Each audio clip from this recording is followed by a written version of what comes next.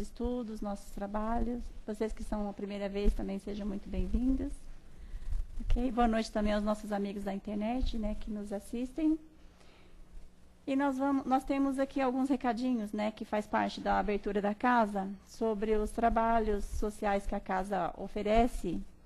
Nós temos as famílias cadastradas que recebem a cesta básica, e a gente também agradece especialmente as pessoas que conseguem contribuir, colaborar, né, com algum item da cesta básica, que é muito importante para a gente compor essa cesta básica, né, que ela entregue mensalmente.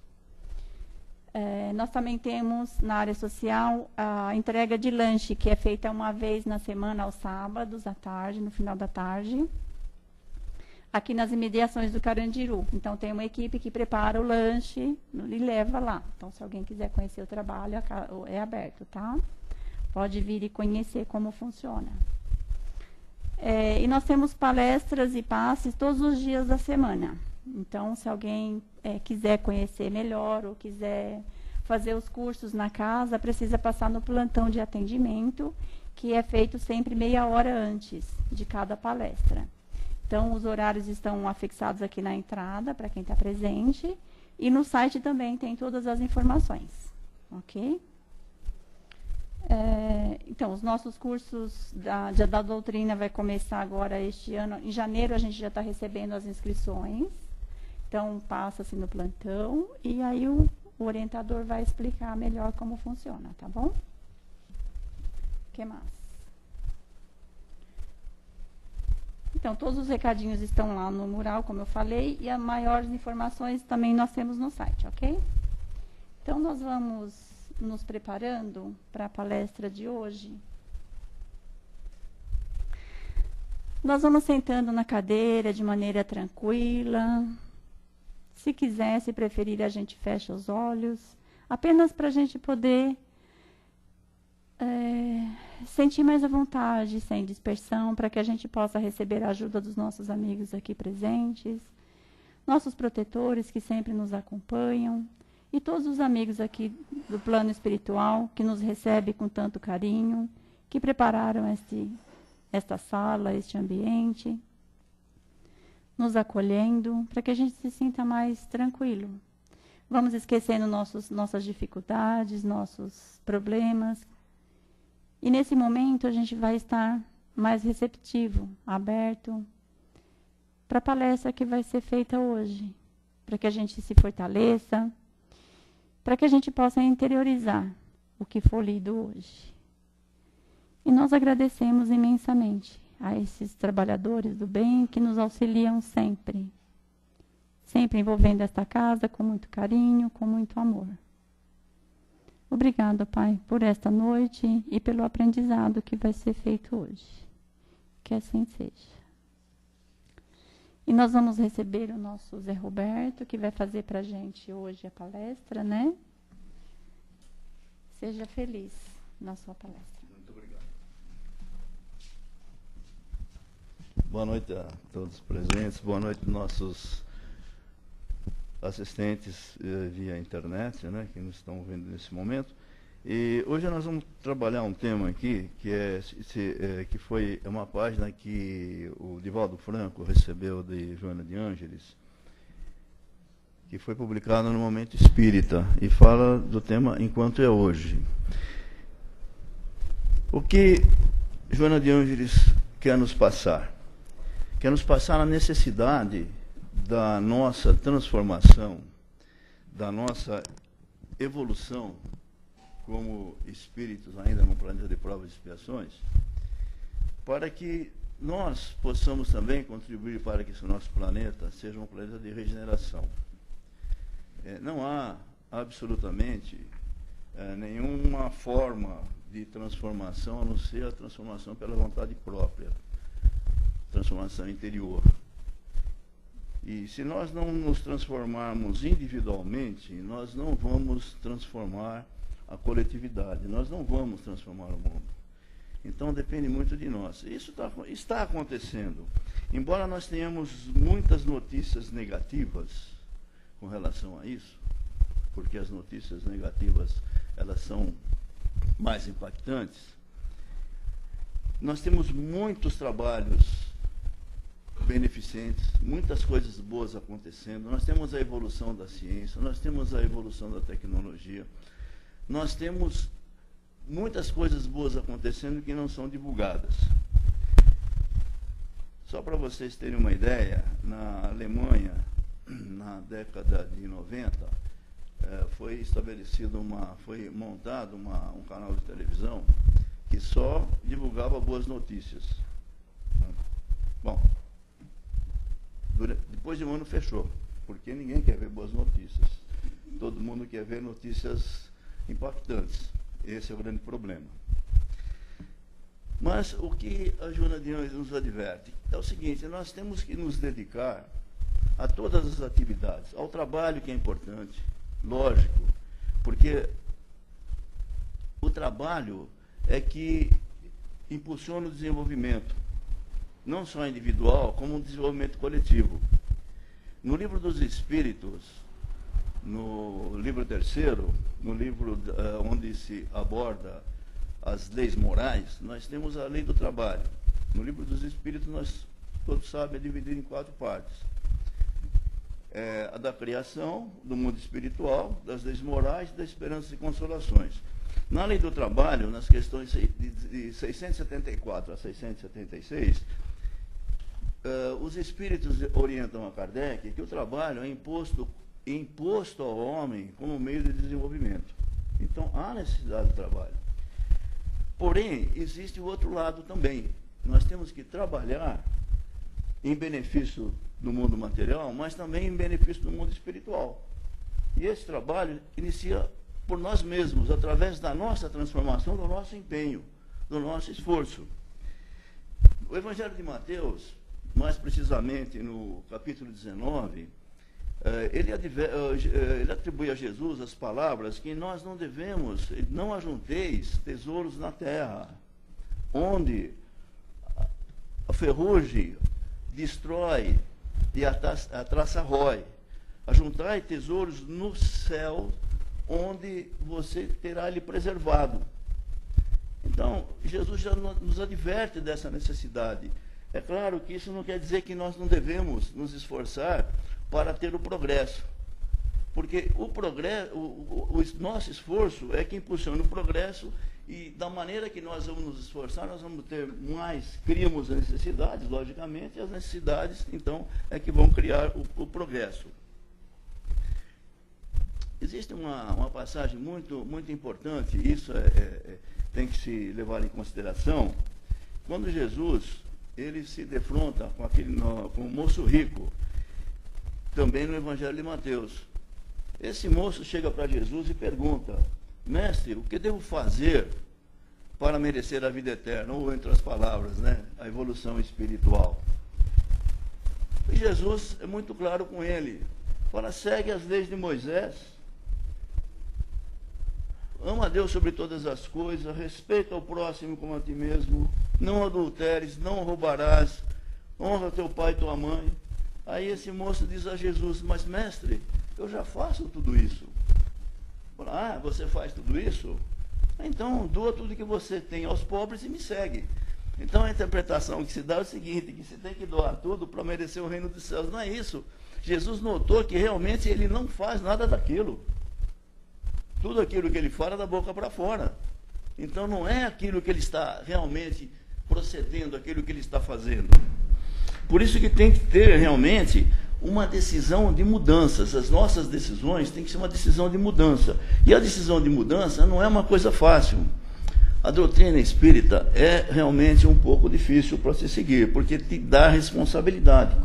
À medida que nós vamos entendendo, que nós vamos assimilando, nós vamos adquirindo mais responsabilidades.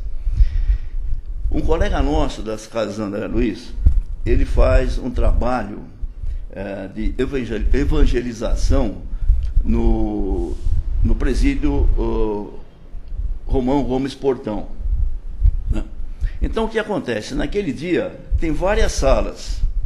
Uma sala é destinado à evangelização da doutrina espírita. Na outra, da Igreja Católica. E na outra, dos evangélicos. Então, o que acontece? Ele notou que, inicialmente, a coisa estava mais ou menos equilibrada.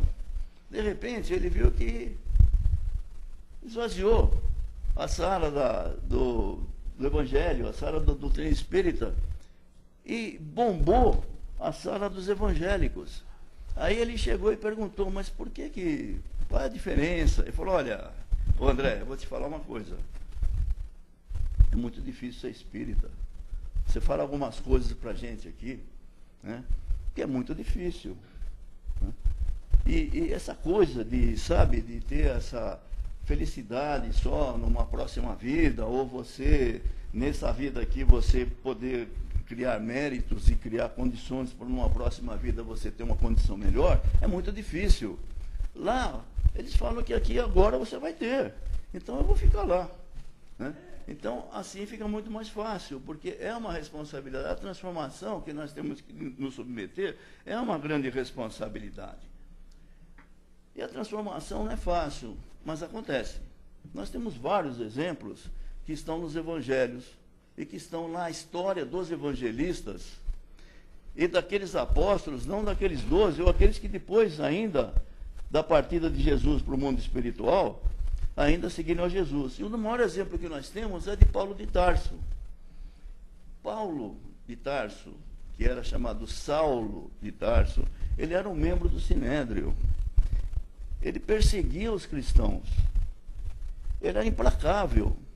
Quem leu o livro Paulo e Estevão, alguns já leram, sabe que ele foi responsável pela morte de Estevão, que era irmão de Abigail, aquela que era prometida a seu casamento. Veja só, ele indo para Damasco, na estrada de Damasco, aquela estrada que passa pelo Líbano, né, nas montanhas do Líbano e chega até Damasco, ele tem um encontro com Jesus. De que forma? Jesus aparece a ele e pergunta, por que você me persegue, Paulo? E Jesus o escolhe dessa forma. Por quê? Porque ele tinha virtudes, como todos nós temos virtudes. Todos nós temos virtudes latentes, nós temos a semente divina. E Paulo tinha todas as virtudes necessárias para ser aquele que levaria a bandeira do cristianismo. Nesse momento ele enxerga, ele fica cego, logicamente, né? Pela luz de Jesus. Cai do cavalo, literalmente, porque ele estava montado no cavalo e cai, ele é socorrido. É levado a Damasco, na casa de Ananias, que era aquele que ele ia prender, que ele ia perseguir, que o acolhe com todo espírito de fraternidade e amor, e Paulo se transforma. E se não fosse a transformação de Paulo, nós não estaríamos falando do cristianismo hoje aqui. Porque ele foi o maior baluarte, foi aquele que levou o cristianismo fora de Israel, aos povos gentios. E nas 14 epístolas de Paulo, nós temos a sua devoção ao Cristo, como ele diz, hoje não sou eu mais que Cristo, não sou eu mais eu, mas é o Cristo que vive em mim. E ele então leva essa mensagem com amor, com fraternidade, com humildade. No momento que ele segue a Cristo, ele se retira para o deserto e vai fazer o seu trabalho, que era de tecelão, porque todo judeu tem uma profissão de base. Ele era um rabino, membro do Sinédrio, dos 60.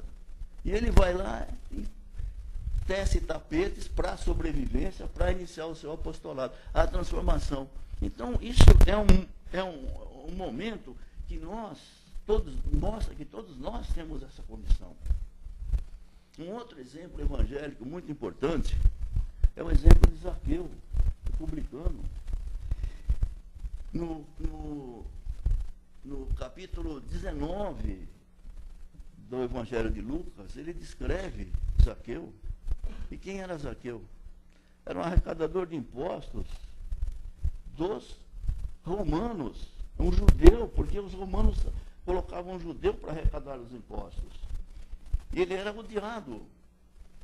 E todo arrecadador de impostos, nós sabemos, imagina naquela oportunidade, que não existia comprovante da arrecadação, era feito por estimativa, e ninguém gosta de arrecadador de imposto, ninguém gosta de pagar imposto na realidade. Né? Imagina Zaqueu. E Zaqueu era uma pessoa odiada. Os os seus filhos não podiam conviver com os filhos de outros judeus. Imagina a situação que eles tinham.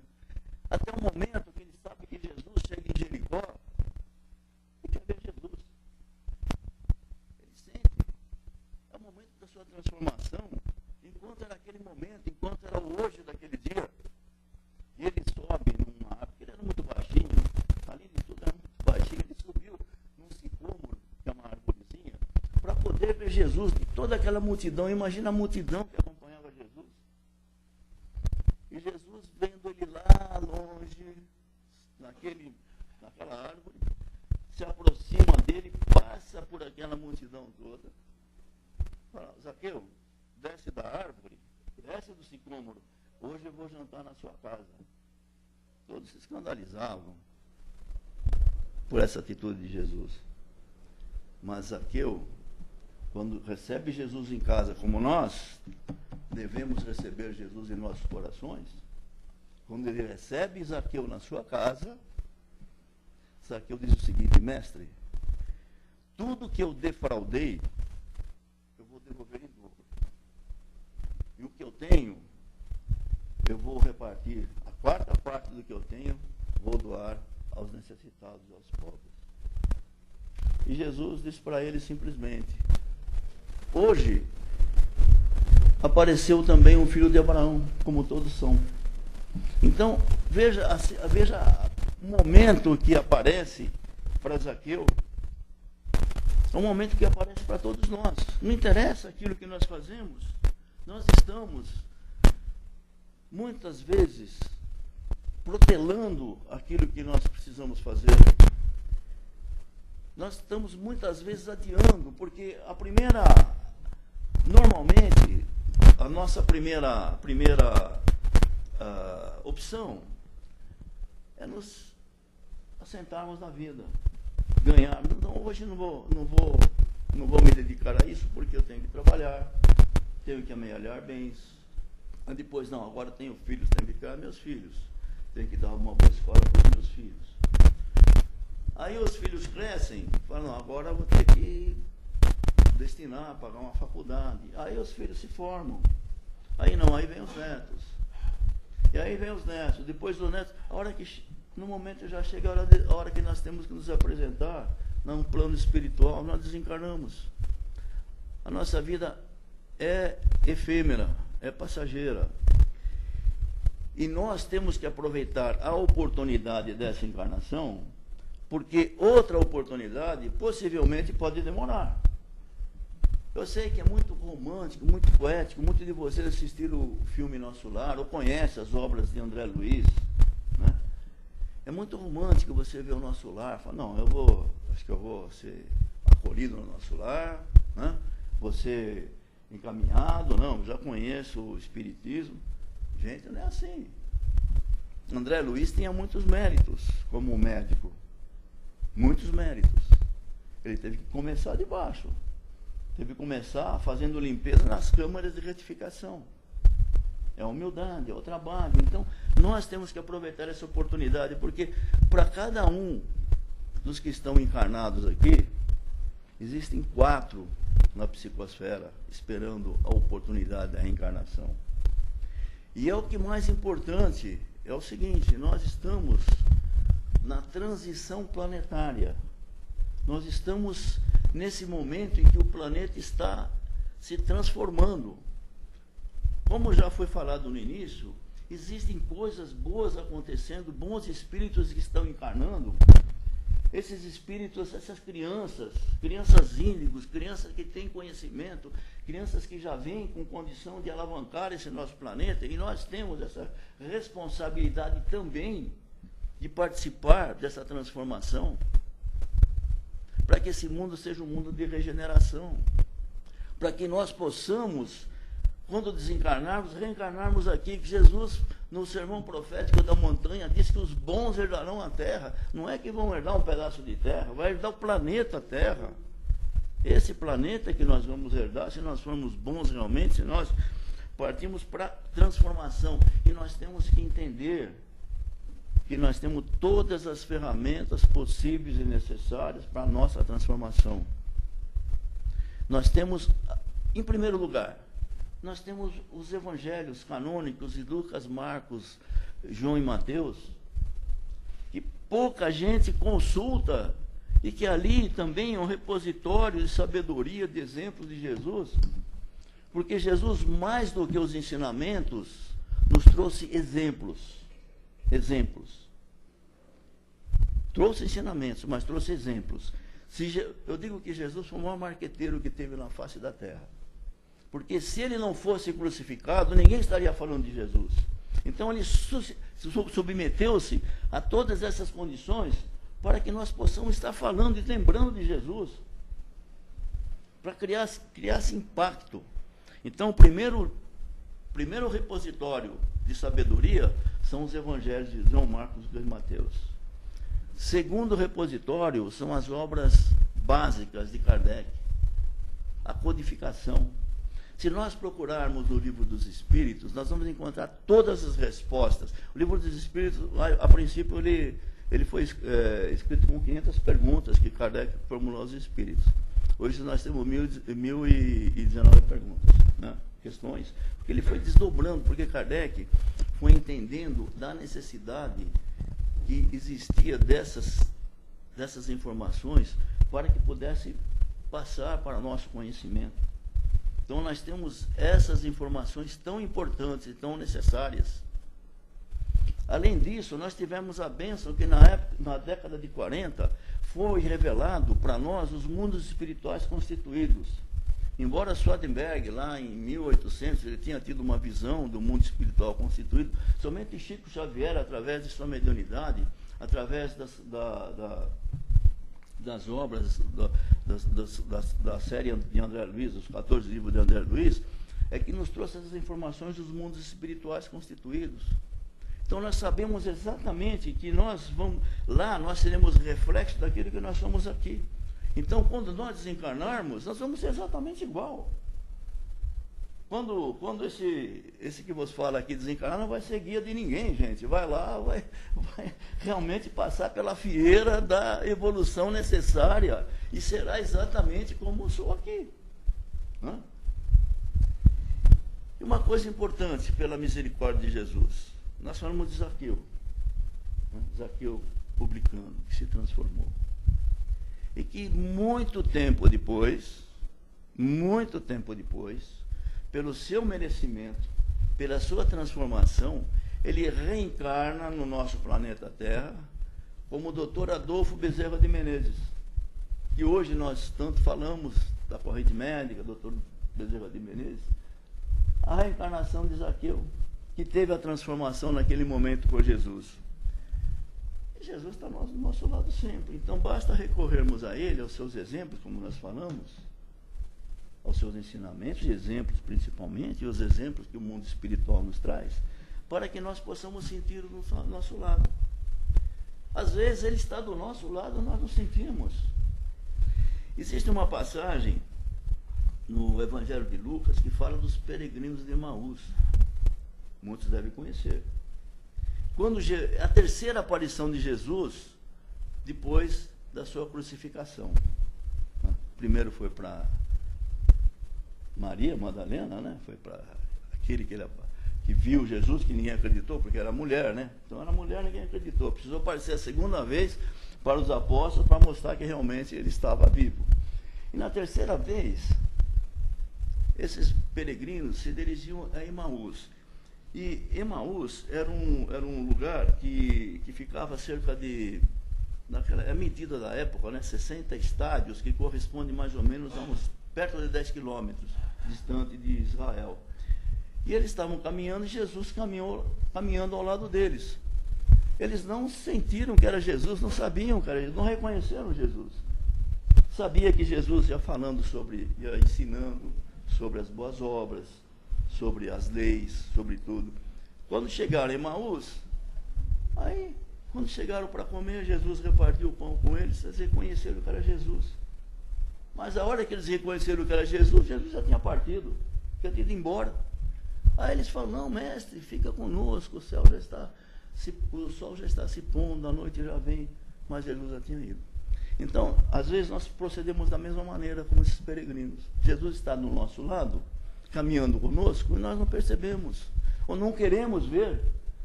Ele está conosco e nós não queremos ver.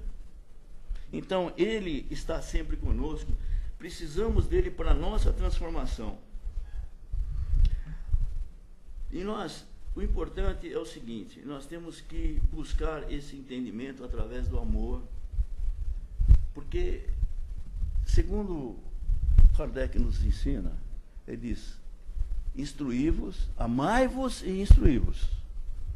Nós temos que nos amar e temos que saber a razão, nós temos que ter essa instrução.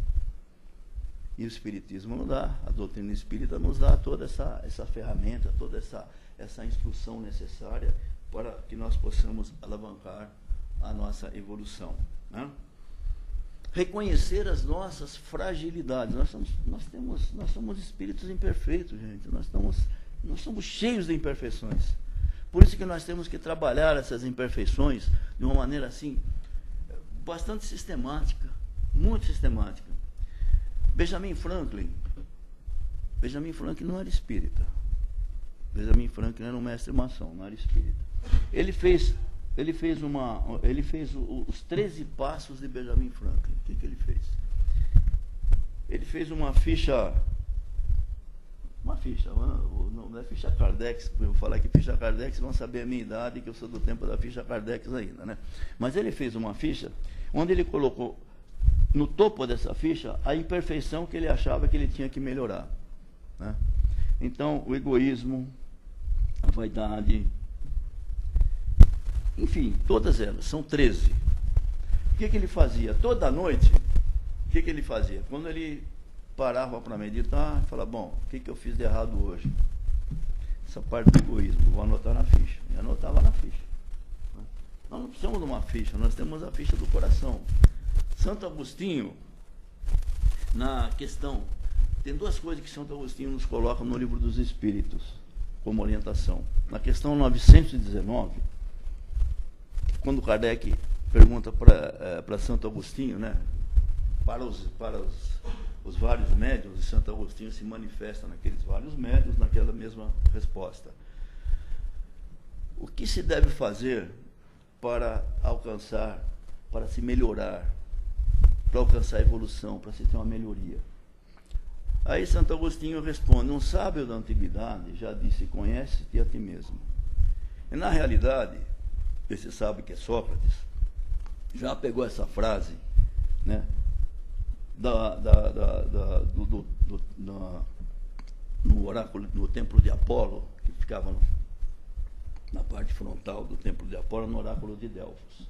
Quando Sócrates viu aquela frase, falou, essa é a chave da questão, conhecer a ti mesmo, né?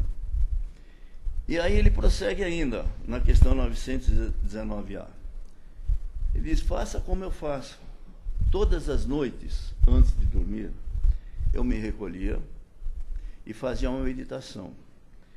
O que eu deveria fazer ao meu próximo que eu deixei de fazer? E que eu gostaria que ele fizesse a mim? Então, meditar dessa maneira. Aí nós vamos saber exatamente o que nós devemos fazer para o nosso próximo. Seguir Santo Agostinho. É uma coisa tão fácil, né? Mais ou menos, talvez o Benjamin Franklin lá se inspirou um pouco no Santo Agostinho para fazer aquelas fichas lá. Então, nós devemos realmente isso, buscar essa nossa análise, buscar ajuda se precisa. Não é vergonha buscar ajuda. Se nós quando estamos doentes da matéria, recorremos a quem? Ao especialista, ao médico. Nós vamos ao médico buscar uma ajuda. Se nós estamos fragilizados espiritualmente, nós temos que recorrer. Não interessa o conhecimento que você tenha, não interessa se você é passista, se é expositor, ou se você é médium, não interessa. Busque ajuda, todos nós precisamos de ajuda. Nós somos imperfeitos. Às vezes nós nos fragilizamos. Para isso existem as palestras públicas, existem as orientações que nos são dadas através de livros tão importantes, psicografados pelo Chico, pelo Divaldo, Raul Teixeira e tantos outros médiuns idôneos, Ivone do Amaral Pereira, né, que já não está mais entre nós, mas tantas obras importantes. No atendimento fraterno. Ah, mas eu sou trabalhador da casa, não vou... Como não vai? Gente, ah, mas vai receber passe. Se não está bem, vai receber o passe. Todos nós precisamos. Tem que ter essa humildade, essa transformação que nós temos que ter. Fazer uma catarse, saber exatamente o que nós somos, o que nós precisamos, para podermos melhorar. É isso que nós temos que fazer. Para finalizar, tem uma história baseada nisso, né? Muitos de vocês já conhecem, possivelmente. Né? É uma história de uma cidadezinha que tinha um circo. E esse circo tinha um comediante, né? Um palhaço, um comediante que animava todo mundo. Então, uma pessoa que tinha depressão, não tinha muitos recursos, né? Os médicos era tudo, ele era clínico geral, era psicólogo, psiquiatra, tudo que ele podia fazer, cirurgião, qualquer coisa ele fazia. Então, nossa, mas chegava ele e perguntava, olha, eu estou assim, falou, olha, faz o seguinte, aqui nessa cidade tem um circo, que tem um comediante, você vai lá, você vai sair tão animado, ali, você vai esquecer seus males, você vai sair feliz da vida. E assim ia. Aí um outro também, né? Chegava e falou, olha, eu estou assim, não, vai nesse circo, vai. Aí apareceu ele falou, olha, como eu estou assim, estou deprimido, eu preciso de ajuda. Falou, olha, nessa cidade tem um circo, que tem um palhaço, que ele é fantástico. Nossa, ele anima todo mundo. Ele falou, mas doutor, o palhaço sou eu. Então, quer dizer, na verdade, todos nós precisamos de ajuda, nós temos que ter essa humildade de recorrer, procurar ajuda, né? E assim é que nós temos que ter esse momento. O momento é hoje, é agora. Se nós deixamos para trás, o que ficou, ficou. Vamos trabalhar para frente. Como o Chico dizia, nós não podemos mudar o passado, mas fazer um futuro novo. Vamos fazer o nosso futuro novo. O que é importante, fazer o nosso futuro. Não interessa a idade, né, seu Américo? Não interessa a idade, podemos fazer um futuro novo sempre, né? Se não é nessa encarnação, nós vamos fazer para outra, sem problema nenhum. Mas vamos aproveitar essa oportunidade agora, né? Só para finalizar, no livro dos Mensageiros tem no Ministério da Reencarnação, né? Onde todos nós, a gente fala, não passou sim pelo Ministério da Reencarnação, e lá nós assumimos uma série de compromissos, uma série de fatos que nós deveríamos abordar na Terra, e às vezes nós esquecemos, então nós desviamos, né? Vamos para outro caminho, mas sempre é tempo de recomeçar.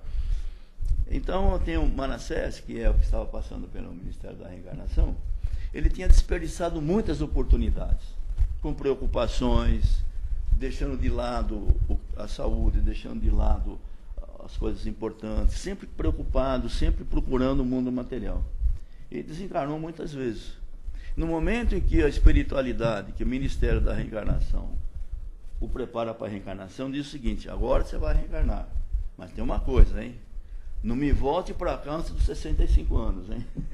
Então, assim nós assumimos a responsabilidade, vamos, né, honrar a responsabilidade que nós assumimos, né? E aproveitar esse momento de transformação enquanto é hoje. Que Jesus nos abençoe, que a espiritualidade nos ampare sempre, né? Que nós possamos, quando retornar aos nossos lares, nós possamos desfrutar da mesma psicosfera maravilhosa que nós estamos desfrutando nesse momento, com toda essa espiritualidade, os mentores dessa casa nos dando toda essa assessoria. E aproveitando, né, a gente dá um espaço, né, para quem queira colocar alguma dúvida ou falar sobre o tema. Então, se alguém quiser falar alguma coisa, o Zé está aqui para nos auxiliar. Pode acrescentar. Isso, tem bastante. Alguém gostaria?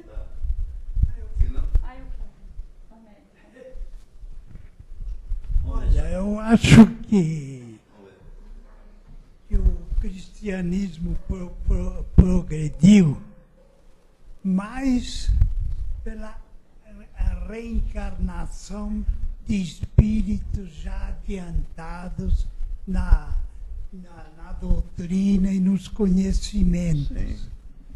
né? Eles reencarnaram Sim. em Roma, em tudo aquilo. Então, aí, por isso que o cristianismo progrediu e teve a evolução. Não, eu acho que não foi os apóstolos, não. Foi mais essa parte aí. Esses que reencarnaram, né, seu Américo? Nós temos Mas muitos... espíritos já adiantados Sim. no conhecimento, na doutrina, que reencarnaram principalmente em Roma. Sim, claro, sem dúvida. Essa parte da reencarnação é importante. Já falei de Zaqueu, né, da reencarnação do Dr. Bezerra de Menezes, né? E do João, tem um livro do João Nunes Maia, que fala de Francisco de Assis, né? Aí eu ia fazer uma outra palestra sobre Francisco de Assis, porque eu adoro Francisco de Assis, né? Mas Francisco de Assis é a reencarnação também de João Evangelista, né?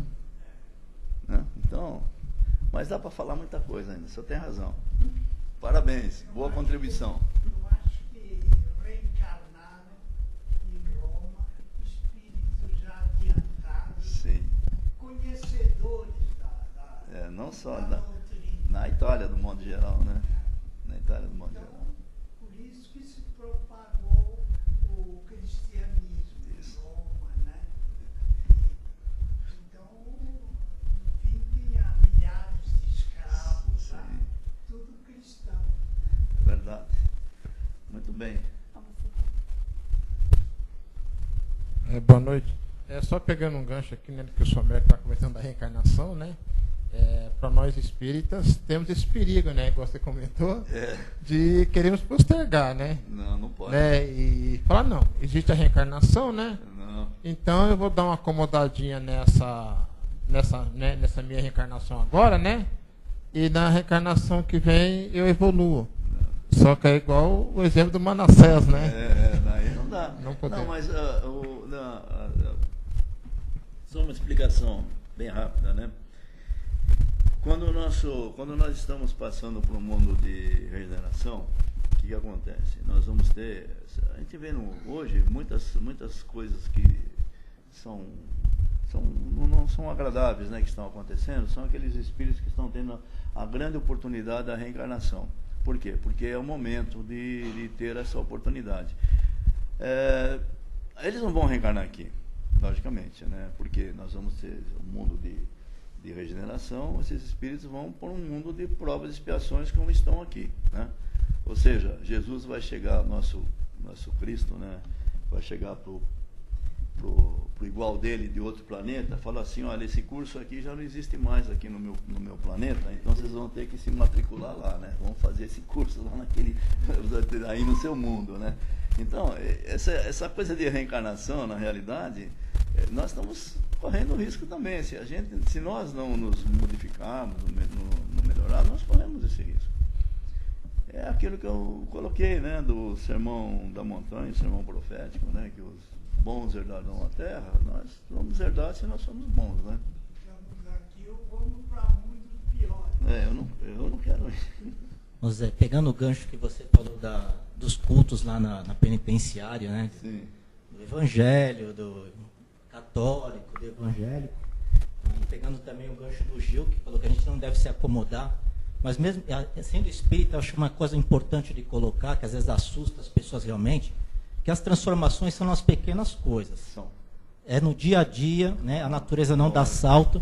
A gente não tem que ter essa ilusão que ninguém vai sair santo daqui. Não. Mas são transformações pequenas do dia a dia que acontece, que você vai realmente se transformando. Né? A nossa renovação, nossa reforma é interna, interior, mas são nas pequenas coisas. Né? É um aprendizado, né? Nós temos que aprender, não adianta nós temos o exemplo e não aprender, nós temos que aprender, né? Jesus já deixou o maior exemplo, como eu falei, o grande marketing que ele fez, né? Do exemplo de resignação, de tudo, né? Temos que aprender, né? Se a gente pudesse graduar a nossa transformação, a nossa reforma íntima, vamos supor que a gente atinja um grau 8. Ao desencarnarmos, nós não vamos para a erraticidade. Sim, certeza. Nós vamos... Então, tudo que nós fizemos serve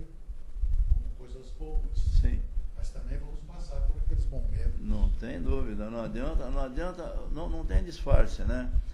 Porque é o seguinte, não existe disfarce. No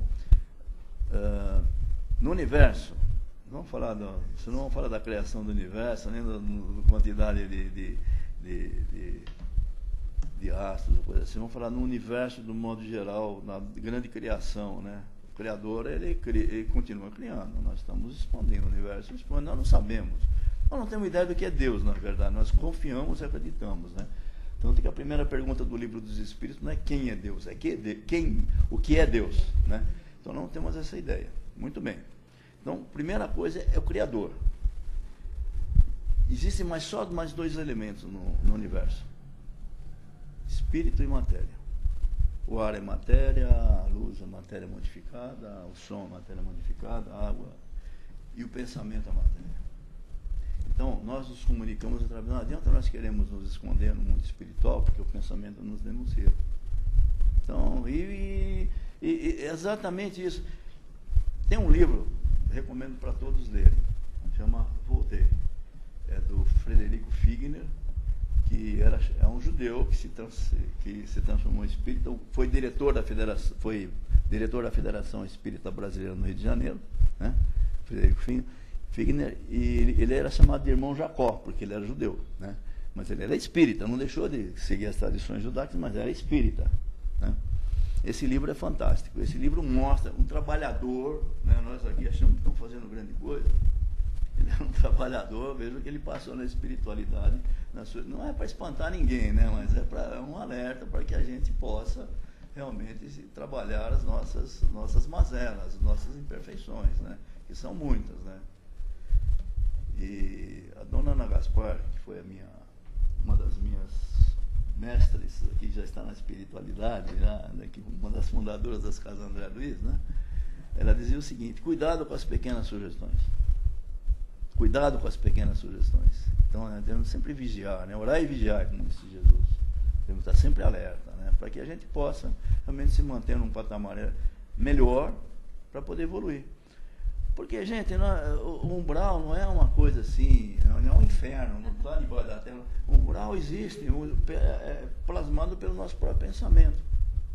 E nós vamos passar por ele, quando nós não vamos ficar lá, com certeza. Vamos passar por ele no momento da nossa desencarnação, sendo acolhido no mundo espiritual, constituído que seja uma colônia socorrista ou coisa assim, né? Que não é o céu também, né? Nem um paraíso, né? E vai demorar para chegar no paraíso. Ok? Gente, olha, tá bacana a conversa, ficaria muito tempo aí, mas... Bom, obrigada. Esse não sou eu, com certeza.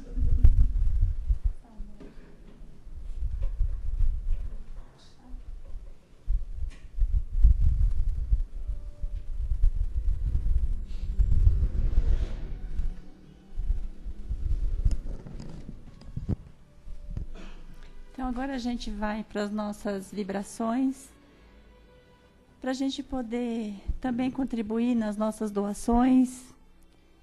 Agora um pouco mais tranquilos, agora um pouco mais serenos.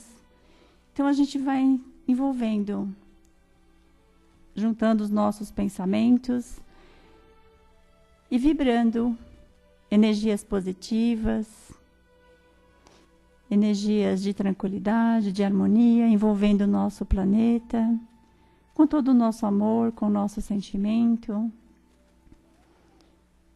envolvendo todos os seres neste planeta, para que também sejam envolvidos em vibrações de harmonia, de tranquilidade. Sabemos como é difícil chegar a este estado, mas a gente pode contribuir através do nosso pensamento. Sempre que a gente lembre de algum fato, a gente pode não divulgar, não fazer com que ele cresça, mas a gente pode emitir um pensamento que de alguma maneira a espiritualidade vai levar e vai transformar em energias para que possa ser ajudada todas as pessoas que precisam. Nós vamos envolvendo com muito carinho as pessoas desabrigadas que moram nas ruas, assim como os doentes, não importa se do corpo ou da mente, envolvendo também os médicos, os enfermeiros, os cuidadores, envolvendo também todos os encarcerados de todas as espécies, pedindo a ajuda dos nossos amigos espirituais, para que leve esses nossos sentimentos e possam canalizar em favor de todas essas pessoas.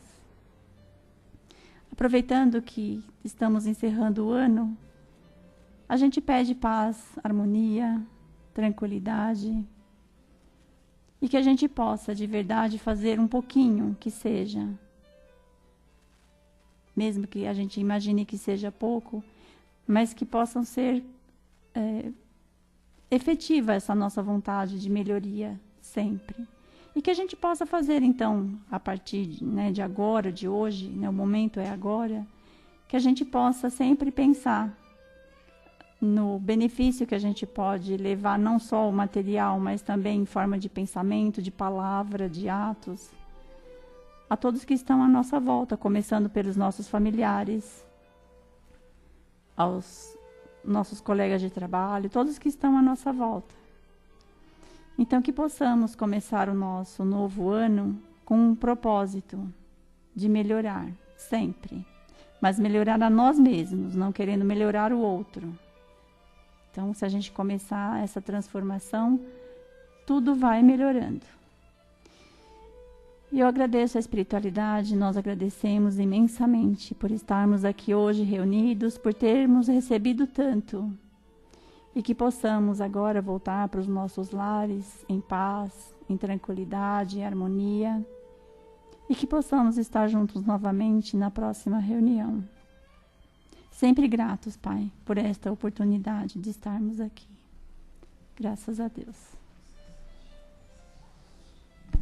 Agora a gente vai ficar aguardando a chamada.